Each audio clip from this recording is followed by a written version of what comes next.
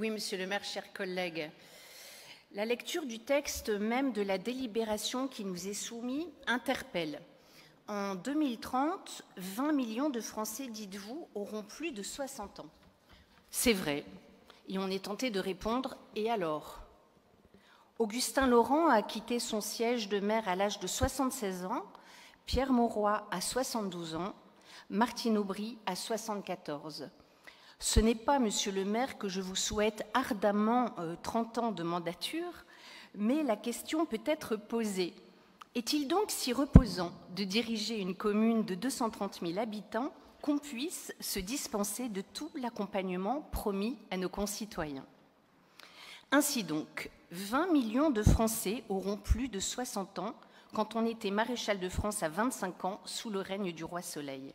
Doit-on en conclure que parce qu'on est prolongé, on est bientôt périmé? Derrière la galéjade se révèle un constat. Votre plan, aux intentions louables, semble concentré vers le grand âge et ses faiblesses, plutôt que précisément de s'adapter aux différentes phases de ce moment de l'existence. Votre majorité, certes, conteste à des degrés divers l'allongement de la vie professionnelle, mais elle devrait précisément en inférer qu'il convient d'associer les jeunes sexagénaires à tous les aspects d'une vie encore active, ce qui aura pour effet sanitaire de retarder un vieillissement qu'il convient en effet d'accompagner et de ralentir. L'associatif, le bénévolat, le partage d'expériences et de compétences, tout doit être encouragé, soutenu, développé et communiqué afin que cette richesse humaine ne demeure pas en jachère pendant les 10 ou 15 ans qui, très souvent, s'écoulent avant qu'en effet un accompagnement puisse s'avérer précieux.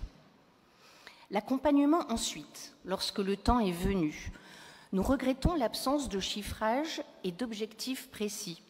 Lorsqu'en Action 21, vous promettez de poursuivre l'installation de toilettes publiques, on songe à l'abîme de leur carence qui nous fait parents pauvres de notre catégorie urbaine, au point d'éloigner de nombreux seniors de notre centre-ville, faute de sanitaires suffisants.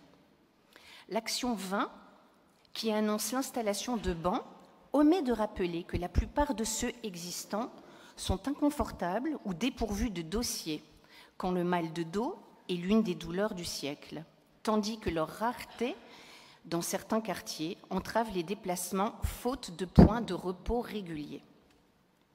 Parfois aussi, le jeunisme frappe de plein fouet par l'inversion de ce que fut la sagesse de nos aînés.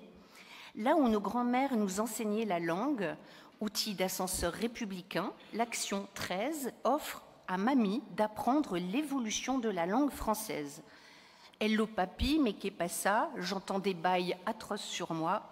En Katchana baby, tu dettes ça, va lui chanter Nakamura. Soit.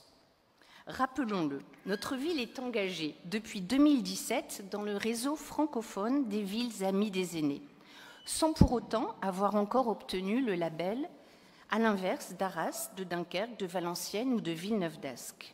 Si nous voulons progresser, non par souci de communication, mais dans une véritable approche humaine et humaniste, il nous semble que 2 axes doivent être développés, l'adaptation du plan aux différents âges de nos anciens et le chiffrage précis d'objectifs concrets et ambitieux.